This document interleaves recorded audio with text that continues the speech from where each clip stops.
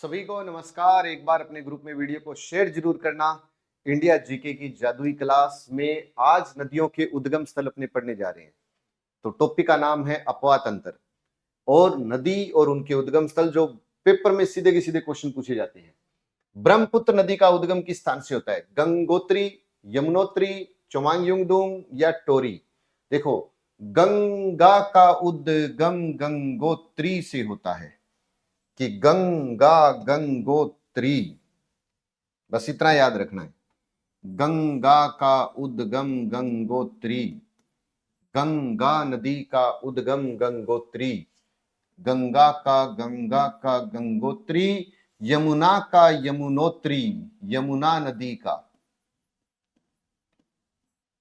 यमुना नदी का यमुनोत्री, गंगा का गंगोत्री और ब्रह्मपुत्र चोमांग युंग दुंग ब्रह्मपुत्र नदी का उद्गम होता है।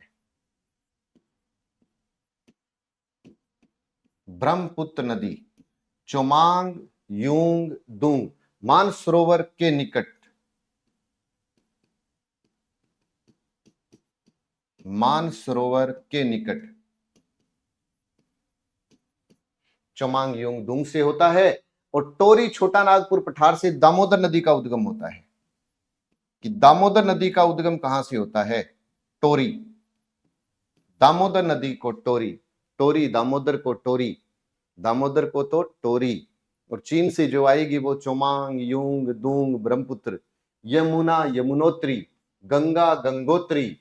जान तो चंबल है, जान तो चंबल है। चंबल का उद्गम जानापा पहाड़ी से होता है। आपसे पूछे कि जानापाव पहाड़ी से किस नदी का उद्गम होता है, तो चंबल का उद्गम होता है। कि चंबल तो राजस्थान की जान है, चंबल तो राजस्थान की जान है बोलते हैं ना। लेकिन ये चंबल नदी का उद्गम जानापा पहाड़ी वो मध्य प्रदेश से होता है। कहां से होता है? मध्य प्रदेश से होता है। अमरकंटक की पहाड़ी, आपसे पूछे कि अमरकंटक पहाड़ी से किस नदी का उद्गम होता है, कि अमरकंटक पहाड़ी से सोन और नर्मदा का उद्गम होता है। सोन नदी और नर्मदा नदी, सोन और नर्मदा नदी का उद्गम कहां से होता है? अमरकंटक की पहाड़ी से होता है। वृहत हिमालय नेपाल से गंडक नदी का उद्गम होता है। वृहत हिमालय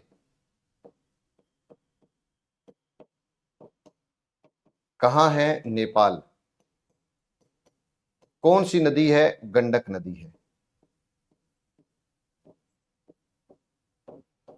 नदी पूछे तो गंडक नदी है। रोहतांग दर्रा, देखो रोहतांग दर्रा,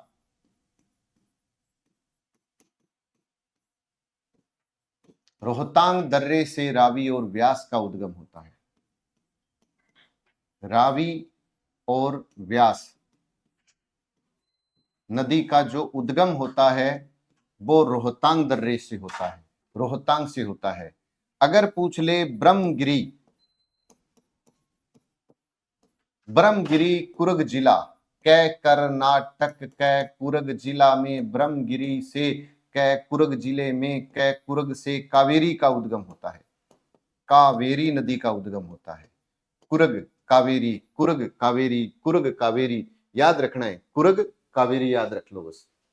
फिर उसके बाद में शेषनाग झील, शेषनाग झील, और शेषनाग झील में भी स्थान पूछ ले पीर पंजाल, पीर पंजाल झेलम नदी का उद्गम होता है। कौन सी नदी है? झेलम नदी है।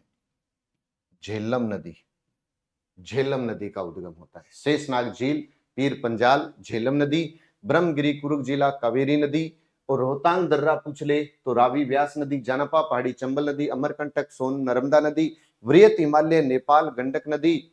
अगर आपसे पूछे नासिक की पहाड़ी त्र्यंबक, ये एक ब्रह्मगिरी थी, एक है नासिक पहाड़ी, नासिक पहाड़ी या नासिक जिला भी कह सकते हो। तरियम्बक, यहां से कौन सी नदी है? गोदावरी, सबसे इंपॉर्टेंट नदी है गोदावरी, गोदावरी नदी। नासिक गोदावरी नदी, नासिक गोदावरी, नासिक गोदावरी, नासिक गोदावरी। एक दो और लिखवाता हूं मैं। मानसरोवर झील,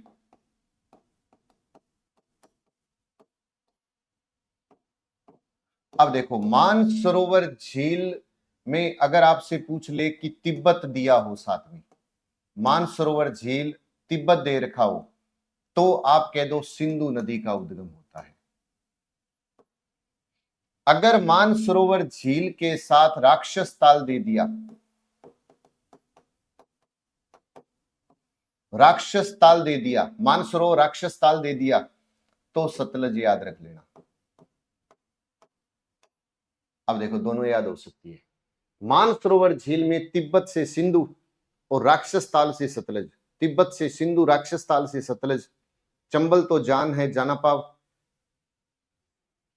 चो मांग यूंग दूंग, ब्रह्मपुत्र, गंगा, गंगोत्री, यमुना, यमुनोत्री, टोरी दामोदर को टोरी, है ना, और नासिक से गोदावरी, रोहतांग रावी व्यास, रोहतांग रावी व्यास, ब्रह्मगिरी कावेरी, कुरुग कावेरी, शेषनाग झेलम, झेलम में रहते हैं शेषनाग जी, अमरकंटक की पहाड़ियों से सोन, नर्मदा, और वृहत हिमालय गंडक, और जानपा पहाड़ी चंबल।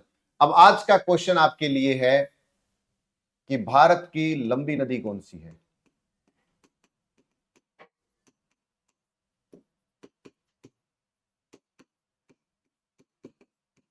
और इसका आंसर आप लाइव चैट में नहीं, मेन कमेंट बॉक्स में दोगे। जितने भी भाई बंधु देख रहे हैं वो अपने ग्रुप में इस वीडियो को शेयर करेंगे। और ये पुस्तकें मार्केट में उपलब्ध है, ये 3 दिसंबर से मार्केट में उपलब्ध हो जाएगी, 3 दिसंबर से ये मार्केट में उपलब्ध हो जाएगी। तो जितने भी भाई बंधु देख रहे हैं अपने ग्रुप में इस वीडियो को शेयर जरूर करना, अच्छा लगे तो लाइक भी कर सकते हैं, और ज्यादा से ज्यादा ग्रुप में शेयर करना है। जय हिंद, जय भारत।